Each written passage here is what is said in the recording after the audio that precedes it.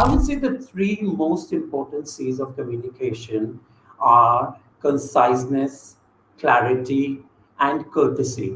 Whatever resources and information you give, don't approach a networking event with what can I get from this person. Always go with the mentality of serving and giving. What can I offer to these people? And then see, when I give you something, you will be more receptive to giving something back to me. Welcome to another episode on the Vibrant Publishers podcast. Today we have with us Jagdish, an experienced business management professional with nearly 2 decades of training expertise. With an MBA from Milan, Italy, and a background in several Indian and Italian companies, Jagdish has helped hundreds of executives elevate their communication skills. Welcome to the podcast, Jagdish. Thank you, Leah. My pleasure. To kick things off, could you define what effective business communication is and why is it crucial in the workplace? Well, Leah, as you're aware, there is a difference between business communication and everyday casual communication. For instance, when we talk to our friends and family, we tend to be a lot more casual, right? But when we talk in a business setting, we need to be more professional.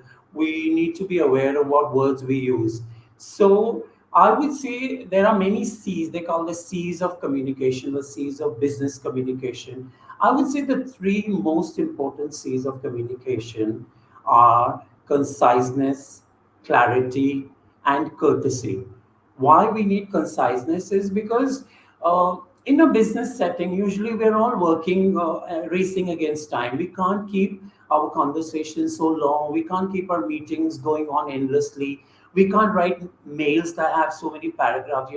An average corporate employee gets like hundreds of emails every day. They don't have the time to go through so many, emails in a day. Why not keep them short? Keep the headline crisp. They know exactly what they're getting in the email. Keep a short paragraph. If it doesn't need too many frills, just come down to hi. This so and so. Discuss your business. Thank you, regards, and bye bye. Don't write long rambling emails. A 10-minute meeting can take 1 hour, and people just go on and on, and at the end of it, you haven't achieved the objective that you set out to achieve.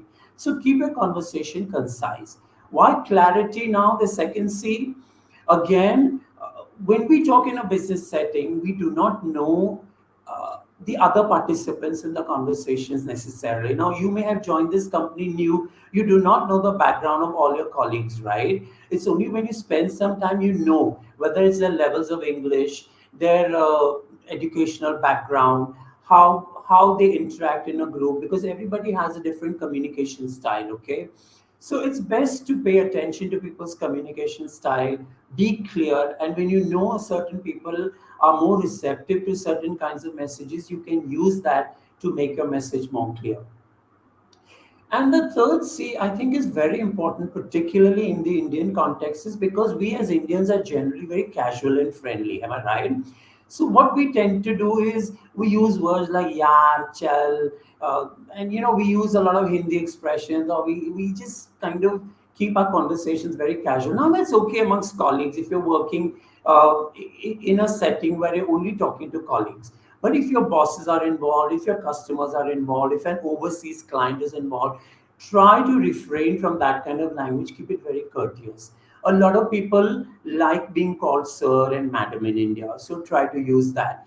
In the Western world, a lot of people will tell you, "Hey, call me John, call me Kirsten. You don't have to call me." So that is why business communication is a little different from casual communication. So when we train people, especially new joinees in a company, we have to make sure that the transition from college doesn't carry over to the corporate world where they are all very relaxed, laid back, and speak in a very casual style. Because what happens then, it can come across as a little impolite, it can come across as unprofessional. So let's all be professional, not just in the way we look and dress, but also in the way we communicate. That's great how you broke down the C's of communication. I'd like to ask you then, what are some of the common barriers that one faces while effectively communicating in a business setting?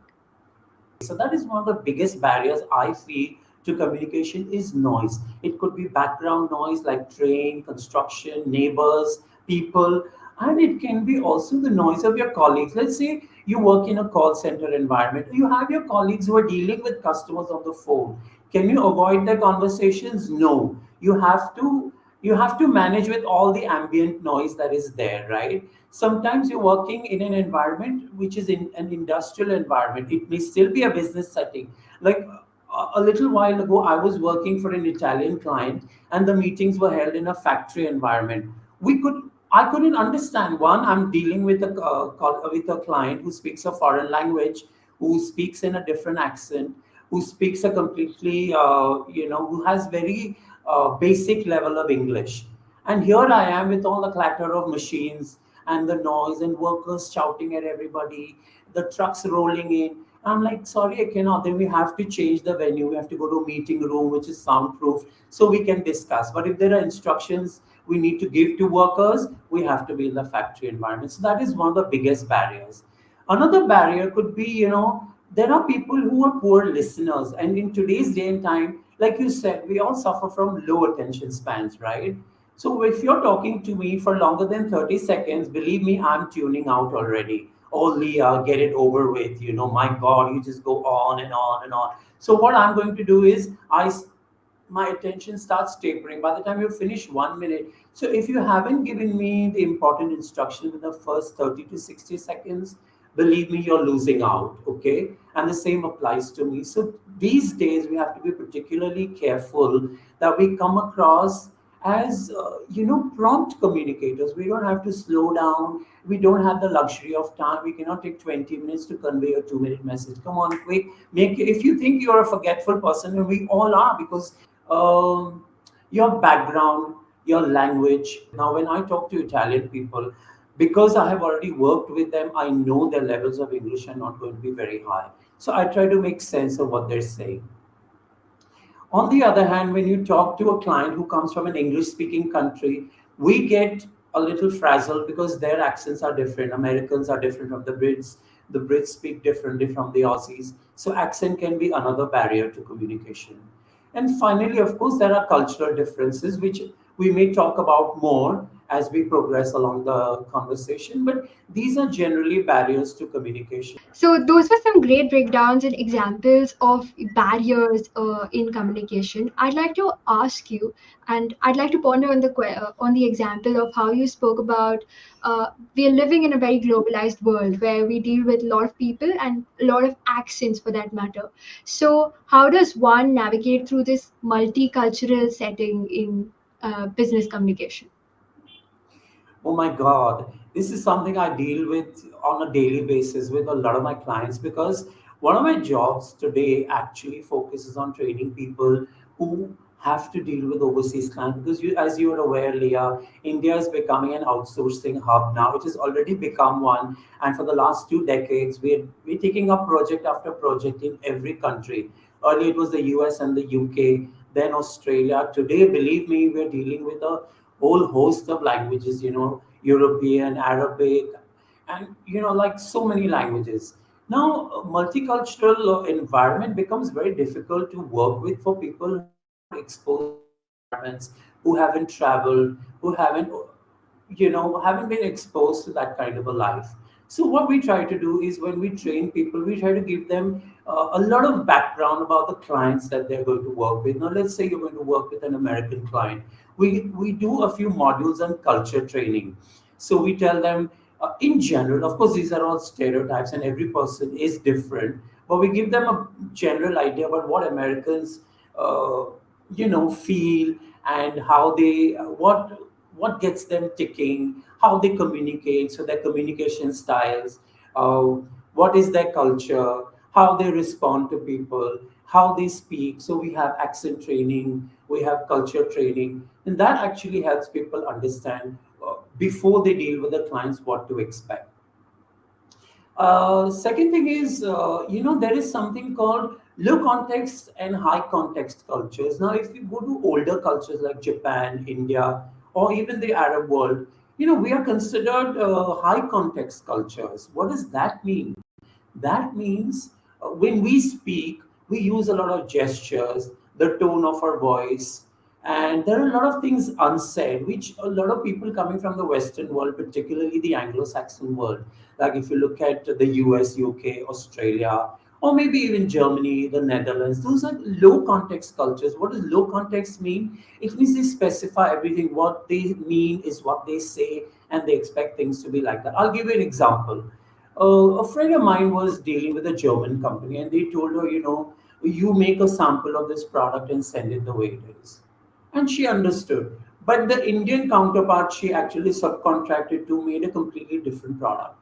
And he said, madam, this is going to be a sample anyway. So if the client wanted black threading, we use green. How does it matter?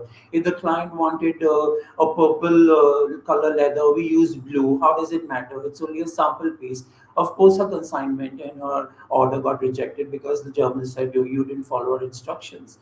And she actually lost out to business only because there were cultural differences. Another thing is when we don't get humor in a multicultural environment, like somebody may say something to you, oh, you're going to do this, go break a leg. I know break a leg in American slang really means good luck, and somebody can be offended and say, why is this person telling me go break a leg? Do they want me to get injured? What is going on here? And after this low context, high context, I think accents play a major role. I'll give you my personal example. I was there during the Olympics, okay? And one person said, did you guy for the opening ceremony, the Olympics? And I'm like, what are you talking about? And he said, did you go for the opening ceremony at the Olympics? I'm like, no, I couldn't afford to go. So it takes you a while to get acclimatized to a new accent. So what you should do is, if you are planning to do business with a new country, try to get a hang of how they speak, listen to podcasts, videos, and that's a great way, because those are again cultural differences. And again, also in India, a lot of people say Indians will nod their head. We don't know whether it's a yes or no. Now, that's a very common question I get from overseas clients. So what does this mean? Because in the Western world, this is yes and this is no. But what is this? So I said this can be maybe. They'll say yes, but it could be a no, and then it could be a maybe. And then just before I finish answering this question, there's something similar also in Mexico. When you ask for something, and Mexico, like Indians, they don't always respect deadlines. I mean, this is a general stereotype. I'm not. It doesn't apply to every person. So just like we tell in India, ha kaam ho jayega, which means your work will be done, but that doesn't mean it will be done. We have to follow up. We have to chase people to make sure they're following the deadline, respecting the deadline. In Mexico, there's a word called ahora, which means right now. If somebody says, "Can you do this for me? It's urgent," and they'll say ahora, ahorita. Ahorita means right now, right now. But ahorita can also mean never. Hoega hi nahi, it's never going to happen. So unless you worked in Mexico, you will never know that ahorita means okay, maybe. It's more like the Indian ho jayega, which means maybe, maybe not. So those are issues in a multicultural environment you need to be aware of. And like I said, there are low context, high context cultures. You have to make sure what you put in writing is what you respect. And a lot of disputes arise, a lot of misunderstandings arise only because of these little things. So try not to ruin your business only because you don't understand your counterpart's culture. Those were some great examples, Jagdish. I think broke that down perfectly. And I also like to ponder upon the idea that there obviously could be conflicts that are bound to happen in workplace dynamics, especially say for a multicultural environment setting. But example, if there are conflicts, how can then a person navigate through those conflicts and be more professional? Yeah, that's a wonderful question, Leah. See, forget multicultural for a second. Let's say we're both working in India. Does that mean we don't have conflicts? We Yeah. can, we could, yes. Yeah, see, there could always be conflicts. Let's say you arrive late every morning, and I'm like, oh, why does she always come late? And if I come and tell you something like, Leah, you're always late. Why don't you make it on time? Now, how does that sound? How do I navigate that? If I'm willing to listen and say, just kind of talk to you, Leah, can you try to be on time, or 9:30 is the reporting time? Or what takes you so long? Maybe you have a sick relative at home, that takes you time. Maybe the traffic in your area is very there are big traffic jams along the route. So there could be several reasons. Unless I understand you or I ask you and I'm not willing to listen, I can just go on barking orders and say, Leo, you have to be here at 9:30, otherwise you're fired tomorrow. But then I have no empathy, I have no feeling for you. The second thing you can do is try and work out a compromise. Sometimes a conflict gets more complicated and deeper. So it doesn't get resolved just by talking or listening to somebody. It's a deeper issue. What are you going to do? Two parties are constantly at each other's throats. Somebody has to intervene and try to find a resolution to that conflict. So maybe you come at a compromise, something that is mutually acceptable to both parties or to all parties. And you say, okay, why don't you take one step forward, and you ask the other party, why don't you take one step closer, shake hands on this, and try to work this out between yourselves. Finally, I think if a conflict goes, way beyond what a team can handle, or what your business can handle, or what your management can handle, then I guess it's better to get a third party to intervene, get a mediator or an arbitrator, and try to sort things out. But that is really the last resort, because that has to be a serious conflict, because involving a mediator in your office matters is like a big issue. You're not just wasting time, you're also spending money on that. So try and resolve conflicts when they are really small. Got it. Those were some really practical points that you put forward. I'd also like to ask you about how does one then give feedback or constructive feedback to employees or perhaps colleagues in a workplace? Oh, yeah, my God. Feedback, especially constructive criticism. The word constructive criticism is something that scares the heck out of a lot of people. It's said constructive. So, the best thing is, when you are a boss, always be sensitive when you're giving feedback to somebody. Now, how do you give feedback? One, if you're a boss and you want to give feedback to a junior, you make sure that you do it in private. Okay. Now that creates a safe environment and people are relaxed and they can listen to you. So when you give feedback in an environment where it's one on one, that other person trusts you and you show that you respect them because it's only meant for them. Don't say things like, oh, this could be better, you could do better. Give them very specific feedback, give them opinions, or give them certain what should I say, guidelines that will tell them, okay, this is where I need to work. And don't make it about them. Like, don't blame those actions, blame the person. Kind of work on the action. If they have not made a great presentation, doesn't mean they're an incompetent person. Maybe they haven't made presentation in the past. So this is how you can give instructions, give feedback without really offending or hurting anybody's feelings, and then everybody has their dignity intact. The person giving it feels good, the person receiving it feels good, and you're more likely to implement that feedback when it is given respectfully. Am I right?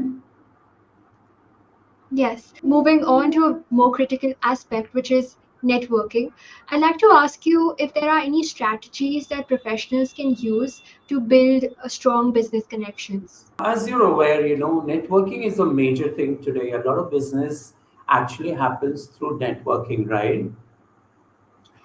If you see all these startups and businesses that are coming up, they come up with a new idea. Where do you think they meet their investors, or where do you think they meet people who are going to invest capital in their business? These are at networking events. Yeah, you have these major networking events like TIE or several others. Now, the best part is, if you're running a business, or if you want to professional, even if you're a corporate professional and you want to kind of uh, build more connections, the first thing is to attend networking events. Okay. And networking events are of several types. Some of them are walk-in. You can just go there, chat with people, meet people, exchange business cards, do some small talk, make yourself noticed, get to know people. Other kinds of events can be paid events, because they want to keep uh, the crowd a little select. Okay, so they won't give entry to every Tom, Dick, and Harry. They want a select crowd. So if you're willing to pay and you think that that event is going to benefit you, if it's a few hundred or few thousand rupees, and you think it's going to have a major impact on your career or business, go ahead. You should know what networking events are important in your industry. So there may be like one every 2 or 3 months. Try to attend as many as you can. You can't attend one every week or every month, but see as many as you can attend just to widen your network. Another place you can actually increase your network is, there are lots of professional bodies, trade associations. You can register with those. Some of them, again, will let you register for free, but they won't give you access to their members unless you pay a certain fee. So then for that, you have to pay and get access to their database. That's a great way to meet customers, potential clients. Third, let's not forget LinkedIn. Now, LinkedIn is a perfect example of a professional networking site. I learned it very late. I mean, I got active on LinkedIn in the last couple of years or so. I wish I'd done it 10 years ago, but I was networking offline earlier. So, networking online has become a major, major thing. So other than LinkedIn, where a lot of professional people, it's become so easy to just kind of send a connection. Let's say you want to meet somebody in Microsoft, and they work in the HR department. You have all the right skills to get a job at Microsoft.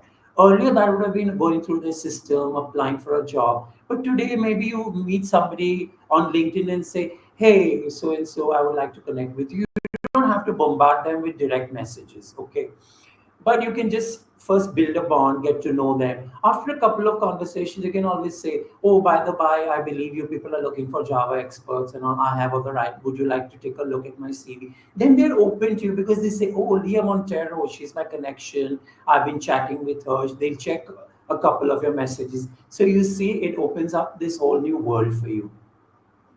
One golden rule for networking is being generous with your time and whatever resources and information you give. Don't approach a networking event with what can I get from this person. Always go with the mentality of serving and giving. What can I offer to these people? And then see, when I give you something, you will be more receptive to giving something back to me. You will reciprocate. For the most part, most people work on a reciprocal basis. There are very few people who are selfish, who will take from you and never give. And we all know such relations don't work in the long run, right? So if I give something to you, maybe 2 months, 6 months down the line, I meet you somewhere else and say, "Hey, Leah, how are things?" And you remember, "Oh my God, Jagdish helped me with this, that, and the other. Today, maybe I can help him get introductions in this." So this is another thing about networking is you give something and then expect something in return. This way, your networking will look very professional and polite. It will not look like you're selfish and you're out to get them or out to take advantage of some. Nobody likes to be taken advantage of. Everybody likes a mutually beneficial relationship. Got it. That was perfect advice, the golden rule of giving more than, being more about the taking part.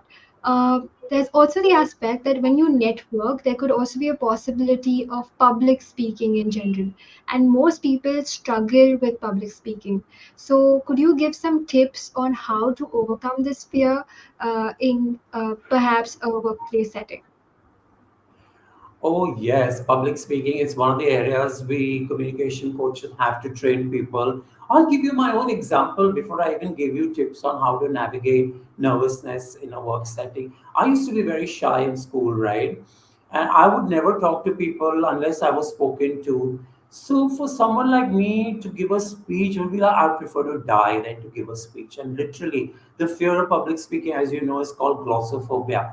And it seems like 80% of the world population is so afraid to give a speech. So this fear is very common. Let me tell you honestly, Leah, I have participated on LinkedIn Lives, but a video podcast, this is a first for me. Do you think even if I come with 20 years experience, I wasn't nervous for this? I will be very frank, I was. Now, Leah, you look so composed and confident. And I was like, oh my God, is this interview going to go well? Is this talk going to go well? But see, once we get into it, things do fall in place. We end up relaxing. I didn't know what to expect. I mean, I've seen a lot of podcasts on YouTube, on LinkedIn, and things. But have I ever participated in a video podcast up to today? No, never. This is my very first. So thank you for this opportunity.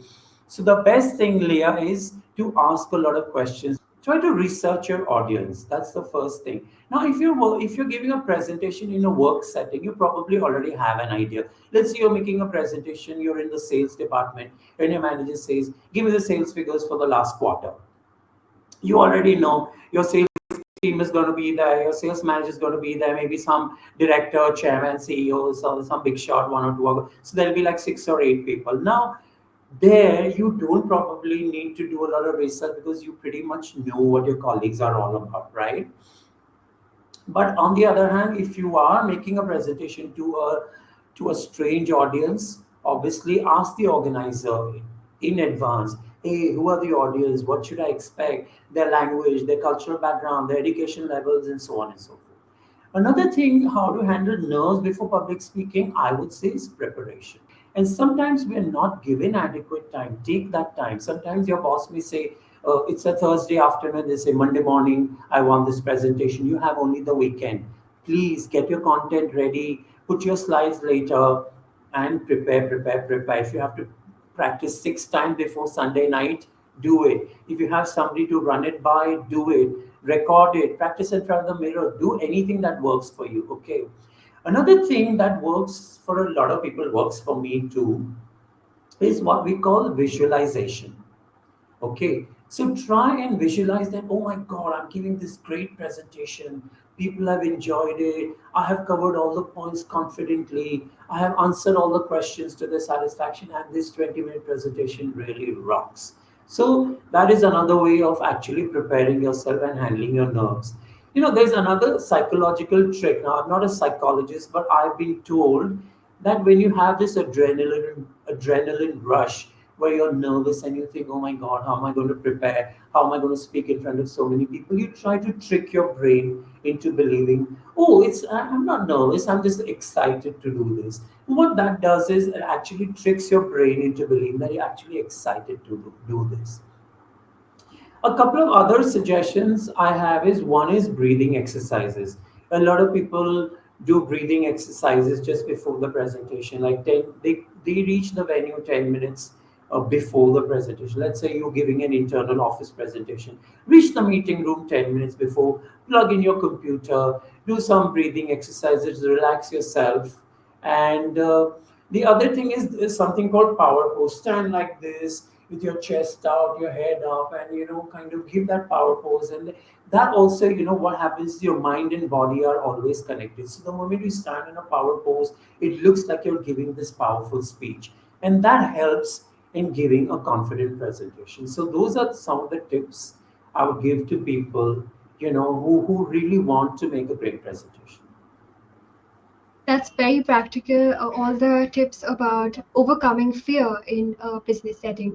I'd also like to ask what kind of technology and perhaps what are the best tools and techniques to enhance your business communication today? Because we're living in a world where technology is very fast paced. So, are there any tools or techniques that you would recommend? Oh, definitely, Leah.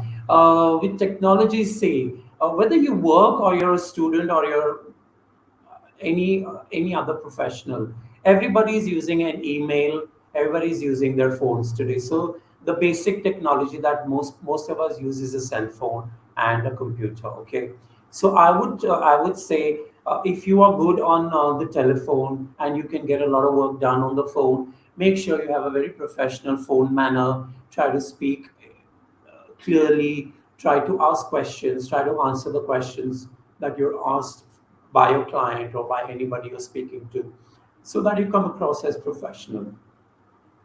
When it comes to emails, I mentioned earlier, try to keep them brief.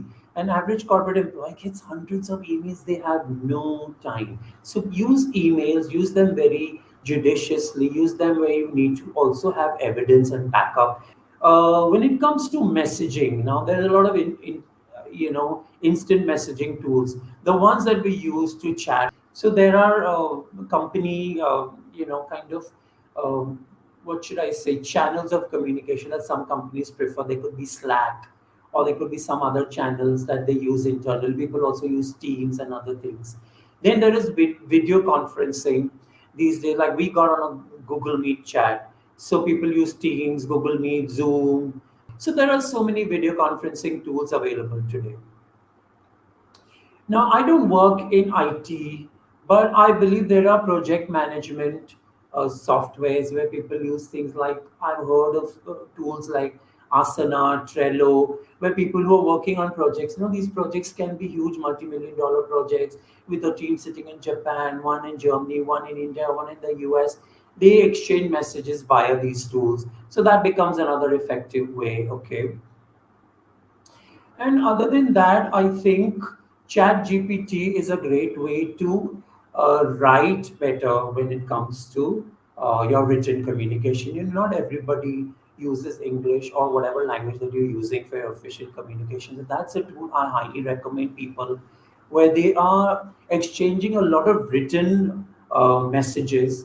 They can use ChatGPT to enhance their language or to edit their messages so that they sound more professional. You just give a decent prompt and say, I need to say this to a customer. Can you put it in a more profile? And it actually gives you pretty good output. Sometimes it does use those typical words which are people have come to associate with artificial intelligence. But you still, if you're not very good with the language, that's a great tool to use. So those are great tools. Correct. Thank you for sharing so many apps and effective tools that could enhance business communication. I'd also like to go back to one example of how you spoke of one of your clients who lost a deal because of a multicultural communication failure. So, in that case, are there any other communication failures that could perhaps be an example to be learned from? And specifically from well-known companies. Yeah, I mean, when it comes to public relations, why do we need to communicate? We need to be very proactive. I'll give you the example. I won't name names, but we all know the company involved. There is this electric vehicle manufacturer, and some of their vehicles are not performing. In fact, they are dangerous to people. They catch fire and they short circuit, and they people have lost their lives, or the vehicles have burned down. And one angry customer went and set the showroom on fire. And one stand-up comic made some snide remarks. Now, see, this was a great opportunity for the CEO or whoever the head is. He's a young person. He's very well clued in about all the social media uproar. He should have come in quickly and instead of ridiculing the stand-up comic, he should have said, "Oh, thank you for bringing it to my notice. We've already received some complaints. We're looking into this. We're taking this very seriously. Customer safety is our first priority. Profit is our second goal." But he didn't do any of that. What did he do? He wasted this opportunity and got into a verbal duel with this man. Now, the stand-up comic had nothing to lose, but this CEO had a great opportunity. He had a lot at stake. He should not have squandered this opportunity in getting into a verbal duel with a stand-up comic. He should have actually used this opportunity, been humble, accepted the mistake, and said, "We will look into it. We do not know. Maybe the product was not faulty. Maybe the people are not using it properly. We still don't know yet. But at least assure the people so that your company image stays intact. Damage control in today's time, especially if you're running a multi-million dollar business, oh my God, it's paramount because you cannot afford to take your customers for granted. You have to do quick damage control, otherwise, a lot of your goodwill will be eroded for no reason at all. So, swift communication, quick damage control is the need of the hour. If there are serious complaints against your product, your company, your management, so please go ahead and just resolve those, assure the public, send out a strong statement, and then keep updating the public. That's the best way you can win a customer's confidence. Thank you, Jagdish. Those were incredible insights that you've put forward, and they were very practical tips, and I'm sure our listeners will benefit from this conversation. I hope so too. I actually had a great time, Leah, talking to you. And thank you to your company, Vibrant Publishers, for having given me this opportunity. I really appreciate it a lot. Thank you. Thank you. And to our audience, thank you for tuning into this episode. Remember to subscribe to our channel for more valuable discussions that can help you grow professionally. Until next time, keep communicating confidently. Bye.